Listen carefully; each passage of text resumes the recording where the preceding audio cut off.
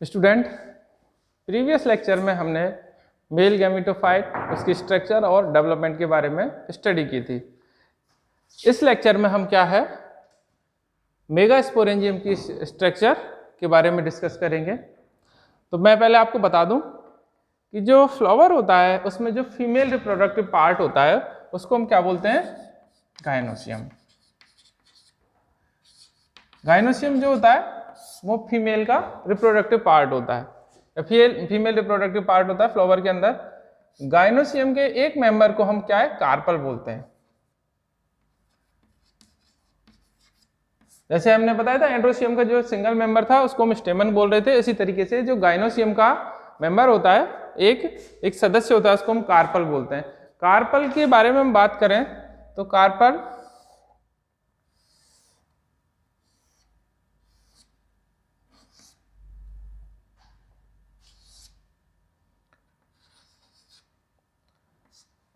जो होता है वो स्टाइल, स्टिग्मा और ओवरी इनसे मिलकर बना होता है। जो स्टिग्मा होती है वो अलग अलग पादपों में इसकी जो संख्या और इसकी आकार आकृति अलग अलग तरीके की होती है। जनरली जो स्टाइल होती है इसको हम बोलते हैं, स्टिग्मा को वर्तिकाग्र, इसको हम बोलते हैं वर्तिका। ये क्या है, एक ट्यूबुलर या नलिका में संरचना होती है। इसका आधारीय भाग फूला होता है जिसको हम क्या बोलते हैं, अंडाशय बोलते हैं। अंडाशय के अंदर क्या है, हमारे ओव्यूल उपस्थित होते हैं। इसमें हमारे क्या है, ओव्यूल उपस्थित होते हैं। जो ओव्यूल होता है जिस स्ट्रक्चर से अंडाशय से अटैच रहता है उसको हम क्या बोलते हैं, प्लेसेंटा। तो जो कार्पल्स के नंबर पर हम क्या है, गाइनोसियम को कई कैटेगरीज में, अगर एक है तो मोनोकार्पलरी, दो है बाइकार्पलरी, इससे ज़्यादा है तो पॉलीकार्पलरी, इस तरीके से हम क्या है डिवाइड करते हैं। उसी प्रकार जो ओवरी में लोक्यूल्स होते हैं कोष्ठकों की संख्या के आधार पर, इसको भी हम क्या है, यूनिलोक्यूलर है ना, बाइलोक्यूलर या मल्टीलोक्यूलर कहते हैं। एक कोष्ठ की, बहुकोष्ठ की, है ना। इसी प्रकार से जो प्लेसेंटा होता है, प्लेसेंटा क्या, कौन सी स्ट्रक्चर होती है, प्लेसेंटा ऐसी स्ट्रक्चर होती है जिसके थ्रू क्या है, ओव्यूल किससे अटैच रहता है, ओवरी से। तो जो ओव्यूल का इस ओवरी में अटैचमेंट या पाए जाने का जो क्रम होता है, विन्यास होता है, उसको हम प्लेसेंटेशन बोलते हैं, बीजान्यास। तो प्लेसेंटेशन भी कई प्रकार का होता है, उसको हम क्या है आगे के लेक्चर्स में हम क्या है डिस्कस करेंगे। अब बात करते हैं कि हम हमारा जो मेगास्पोरेंजियम है या जो ओव्यूल है, गुरु बीजाणुधानी है, कि उसकी संरचना किस तरीके की होती है।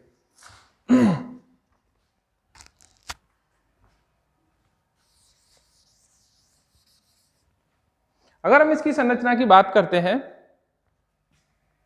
तो देखिए,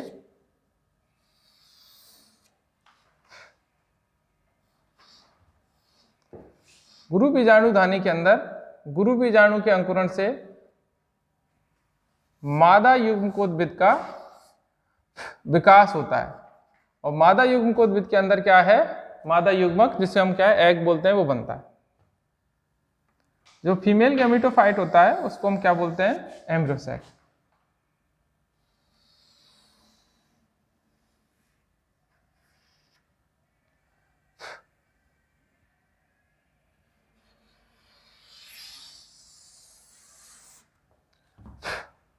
देखिए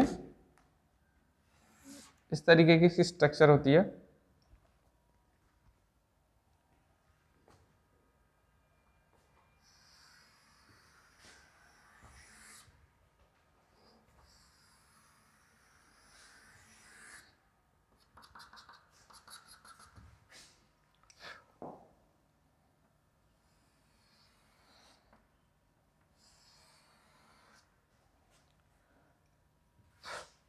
गुरु बीजाणुधानी का जो आधारीय भाग होता है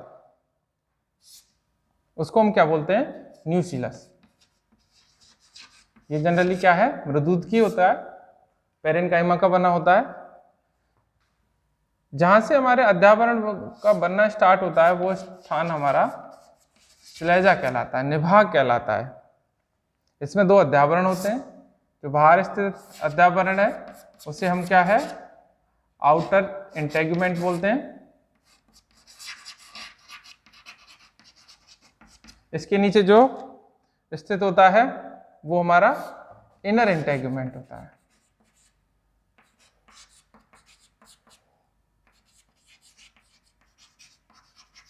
यह आवश्यक नहीं है कि सभी प्रकार के जो गुरु बीजाणुधानी है उसमें दोनों तरीके के क्या है अध्यावरण मिले। ओव्यूल का जो प्रवेश द्वार होता है उसको हम बोलते हैं माइक्रोपाइल, बीजाणु द्वार। यहां से क्या है जो पोलन ग्रेन का जर्मिनेशन होता है और जो पराग नलिका होती है वो माइक्रोपाइलर एंड से क्या है इसमें एंट्री लेती है। जो स्ट्रक्चर जो प्लेसेंटा से ओव्यूल की जुड़ी हुई होती है उसको हम क्या बोलते हैं फ्यूनिकल। और फ्यूनिकल जो मेगास्पोरेंजियम से जिस स्थान से जुड़ी होती है उसे हम बोलते हैं हाइलम। ये बीजांड ग्रंथ होता है, ये हाइलम या नाभिका इसको हम बोलते हैं। इसके अंदर ये क्या है वेस्कुलर स्ट्रैंड होता है जो इसके अंदर वाटर सप्लाई को कंट्रोल करता है। कई बार क्या है ये फ्यूनिकल कुछ दूरी तक अंदर तक जुड़ा रहता है ओव्यूल से और एक उभार बन जाता है। उस उभार को हम क्या है रेफे बोलते हैं। रेफे जैसे उदाहरण है इसमें कैस्टर। अरंडी देखी होगी आपने, तो अरंडी के अंदर इस तरीके का क्या है उभार बन जाता है, उस उभार को हम क्या बोलते हैं रेफे कहते हैं। तो ये क्या है आपके प्रारूपिक प्रकार के एक बीजाणुधानी है जिसकी ये संरचना है। इसके अंदर ये मादा युग्मकोद्भिद होता है, फीमेल गैमेटोफाइट, जिसको हम क्या बोलते हैं एम्ब्रियोसैक। एम्ब्रियोसैक में निभागीय सिरे पर 3 कोशिकाएं होती हैं जिनको हम बोलते हैं एंटीपोडल सेल।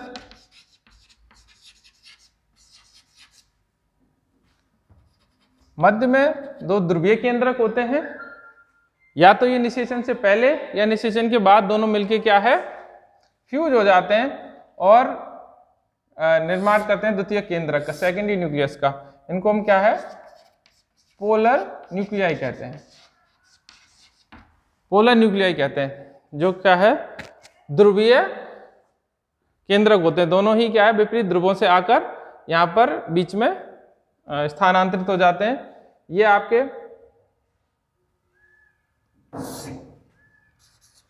एग सेल होती है, ये 2 सिनर्जिड्स होते हैं।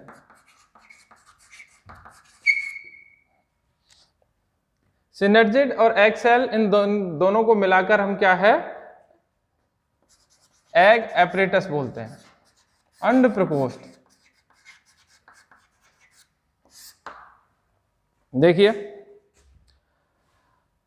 तो ये चीज आपको इसकी संरचना के बारे में आपको मैं आशा करता हूं समझ में आया होगा। आगे हम अपने लेक्चर को कंटिन्यू करते हैं। फ्यूनिकल क्या होता है? फ्यूनिकल वो संरचना होती है जो क्या है इस ओव्यूल को अंडाशय से जोड़ से प्लेसेंटा से अटैच करती है, उसको हम बीजांड ग्रंथ कहते हैं। बीजांड ग्रंथ का कार्य क्या होगा कि ओव्यूल को प्लेसेंटा से अटैच करना। जिस जगह से ये अटैच होती है उसे हम क्या बोलते हैं हाइलम निभाग कहते हैं। तो अभी मैंने आपको बताया कि कई बार ये जो फ्यूनिकल है बीजांड ग्रंथ है अंदर तक जुड़ा रहता है और वार बन जाता है जिसे हम क्या बोलते हैं रेफे। फिर बात आई जो न्यूक्लियस होता है, इसका जो आधारीय भाग होता है जिसको हम क्या बोलते हैं न्यूक्लियस बोलते हैं। ये मुख्य संरचना क्या है न्यूक्लियस पेरेन्काइमेटस होता है। जब हमारे क्या है भ्रूण का विकास होता है उस समय ये क्या है ये ऊतक नष्ट हो जाता है जो क्या है भ्रूण के पोषण में काम भी आ जाता है। लेकिन कई बार कुछ बीजों में क्या है ये सक्रिय रूप से उपस्थित होता है, जिनमें बीजों में क्या है न्यूक्लियस उपस्थित होता है, उस न्यूक्लियस को हम बोलते हैं पेरिस्पर्म।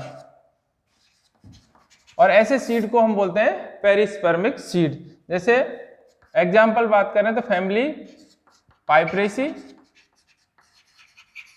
पाइपर नाइग्राम आता है, और म्यूसेसी।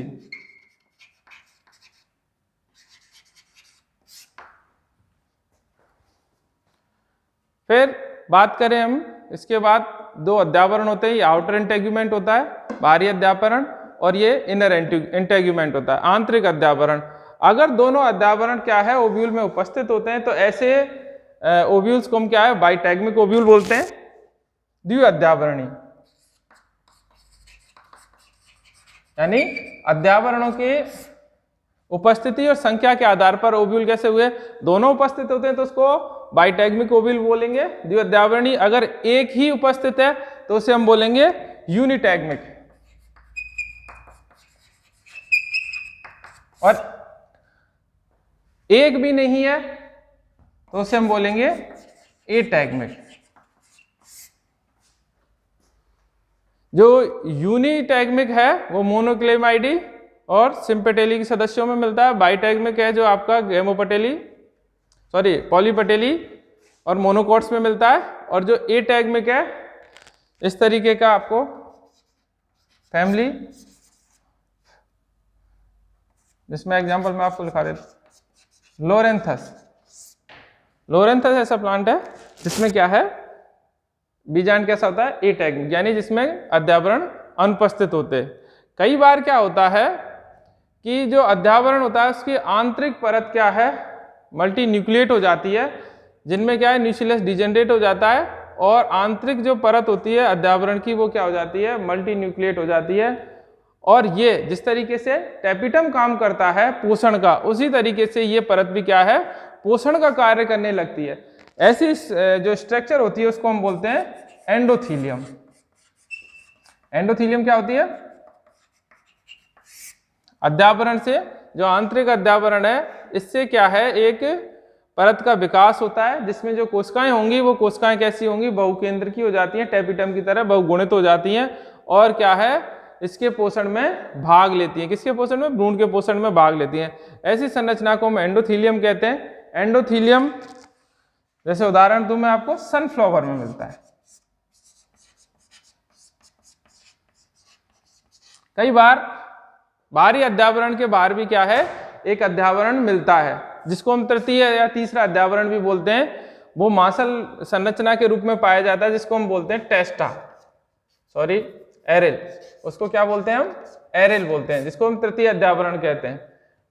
एरेल कई पादपों में क्या है, खाने के योग्य आता है, जैसे लीची हुई हमारी, जंगल जलेबी जिसको हम पिथोक्लोबियम बोलते हैं,